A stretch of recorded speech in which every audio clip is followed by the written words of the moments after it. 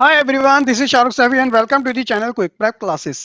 बच्चों, आपके जो मिड टर्म के अपकमिंग एग्जाम्स हैं एज वेल एज आपके प्री बोर्ड एग्जाम और बोर्ड एग्जाम्स, तो देखिए सीबीएसई ने वैसे तो ऑलरेडी आपके लिए जो एग्जाम पैटर्न था ना वो रिलीज कर दिया था। लेकिन इस वीडियो में बच्चों मैं आपको एक तरीके से वो दोबारा से वो होता है ना कि रिमाइंडर देना चाह रहा हूँ कि देखिए आप मिड टर्म की प्रिपरेशन कर रहे हैं, बहुत अच्छी बात है। लेकिन अपने एग्जाम पैटर्न को थोड़ा ध्यान में रख लीजिएगा, अगर कुछ बच्चे भूल चुके हैं तो। अब सबसे पहली चीज आती है सैंपल पेपर के बारे में। तो देखिए वैसे तो सीबीएसई टाइम से पहले ही सैंपल पेपर को रिलीज कर देता है, लेकिन अगर आप सीबीएसई की ऑफिशियल वेबसाइट पे देखोगे ना तो आपको अभी जो प्रीवियस सेशन वाला था वही सैंपल पेपर मिलेगा। तो लेटेस्ट वाला अभी नहीं आया। तो उससे क्या फायदा होगा कि अगर आप सैंपल पेपर देखोगे तो उसमें ईच सब्जेक्ट के एग्जाम पैटर्न पता चल जाएंगे।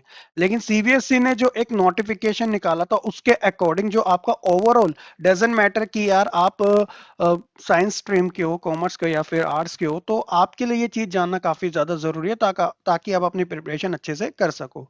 और लास्ट में आपके लिए एक इंपॉर्टेंट चीज बता रहा हूँ, वो भी समझ लेना। तो ये आपका सेशन 2024-25 का है।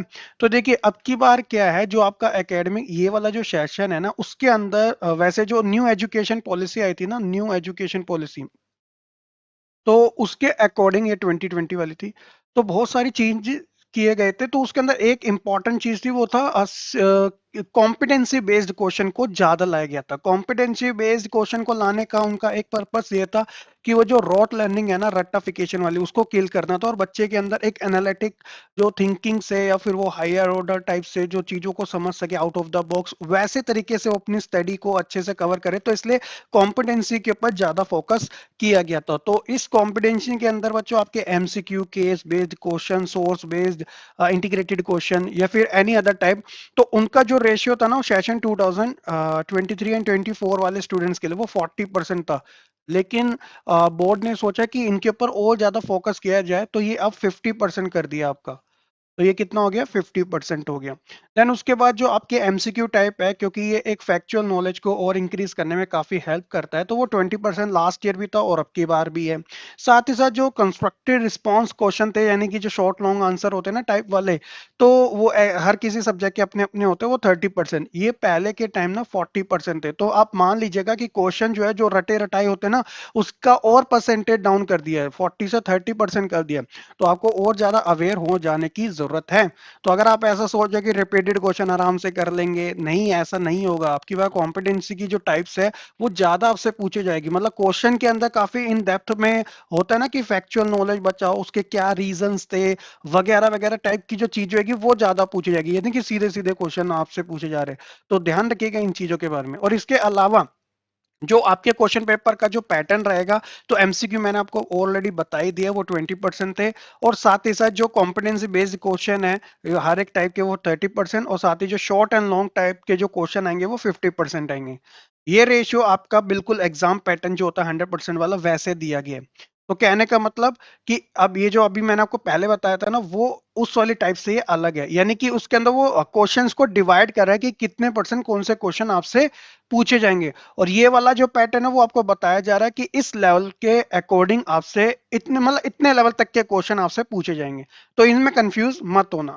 साथ ही साथ जो ड्यूरेशन है वो काफी नॉर्मल सही है, जो पहले से चलता आ रहा है, 3 आवर्स जो है ऑफलाइन में होंगे। और पासिंग मार्क्स का जो क्राइटेरिया है वो 33% का ही रहने वाला है। अगर हम अपने मार्क्स के अकॉर्डिंग देखें तो 100 मार्क्स का आपका पेपर है, जिसमें आपके थ्योरी और प्रैक्टिकल दोनों इन्वॉल्व है। तो प्रैक्टिकल का जो पार्ट है वो आपके इंटरनल असेसमेंट के अंदर कंसिडर होता है।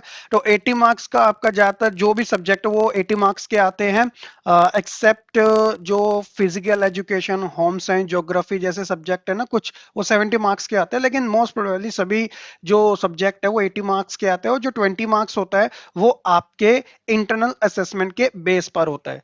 तो जैसे यहाँ पे कुछ सब्जेक्ट दे रखे हैं साइंस के, कॉमर्स के, तो आप देखोगे साइंस के तो फिजिक्स, केमिस्ट्री और बायोलॉजी आपका 70-30 का ratio, physical education, home science भी 70-30 का ही रेशियो रहने वाला है।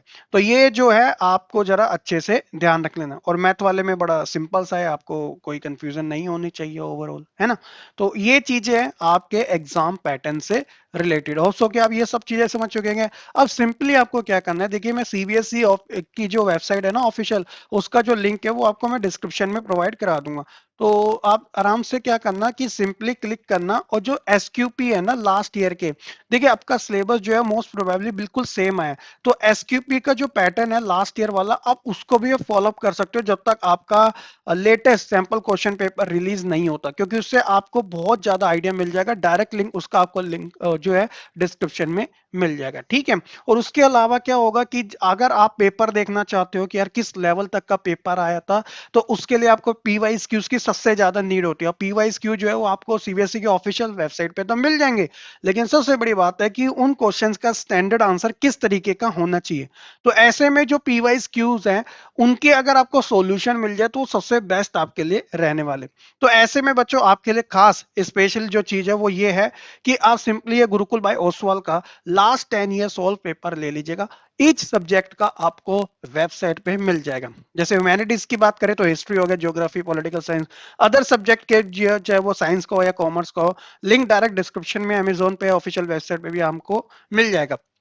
बच्चों की नीड होती है 2-3 साल की, यहाँ पे तो पूरे 10 साल के। दिल्ली और दिल्ली के बाहर साइड वाले कंपार्टमेंट में हर एक टाइप के सीबीएसई के जितने भी क्वेश्चंस हैं वो आपको इन लास्ट 10 ईयर में जितने भी एग्जाम हुए हैं वो सब आपको आराम से मिल जाएंगे। आप देखिए, आप आइडिया लगाइएगा कि यार क्वेश्चन का जो स्टैंडर्ड ना, एटलीस्ट मेरे अकॉर्डिंग तो आप लास्ट 3 ईयर या 2 ईयर कम से कम तो देखिएगा कि बहुत ज्यादा ट्रेंड्स जो है वो चेंज हुए, क्योंकि कॉम्पिटेंसी बेस्ड के क्वेश्चन जब से आने लगे ना, तो इससे क्या है कि बच्चा और थोड़ी मेहनत कर रही है, यानी कि वो पुराने क्वेश्चन जो सिंपल सिंपल आ जाते थे रिपीटेड क्वेश्चन वो बहुत ज्यादा कम हो चुके हैं, और थोड़े स्टैंडर्ड टाइप के क्वेश्चन आपसे ज्यादा पूछे जा रहे हैं। तो ऐसे में ये जो आपके लिए लास्ट 10 ईयर सॉल्व पेपर है वो काफी हेल्प करेगा, क्योंकि आपको आंसर्स मिल जाएंगे। सबसे अच्छी चीज आप प्रैक्टिस कर पाओगे, आपको कॉन्सेप्ट पता होगा। तो ये आपके लिए बेनिफिट है। लिंक इसका डिस्क्रिप्शन में, आप जरूर चेकआउट करना, ताकि आपको आपके mid term exam, pre board exam और साथ ही साथ बोर्ड एग्जाम में ये काफी ज्यादा हेल्प कर सके। ठीक है, तो ये चीजें थी बच्चों। होप्स हो कि आपको अपना एग्जाम पैटर्न काफी अच्छे से पता चल चुका होगा, और जैसे ही सैंपल क्वेश्चन पेपर रिलीज होगा तो वो मैं वीडियो अलग से आपके लिए बता दूंगा कि आप आराम से डाउनलोड कर लीजिएगा। वैसे भी जो पीडीएफ होती है वो मैं अपने टेलीग्राम ग्रुप में डाल देता हूं, उसका भी लिंक आपको डिस्क्रिप्शन में मिल जाएगा, आप चेकआउट कर लेना। तो ये था एक छोटी सी वीडियो, होप्स हो कि आपको काफी अच्छे से समझ आएगी। वीडियो को लाइक कमेंट शेयर जरूर कीजिएगा, और ऐसी अपडेट पाने के लिए चैनल को सब्सक्राइब करना बिल्कुल ना भूलेंगे। मिलते हैं नेक्स्ट वीडियो में, तब तक के लिए खुश रहे, पढ़ते रहे और ऐसे ही आगे बढ़ते रहे।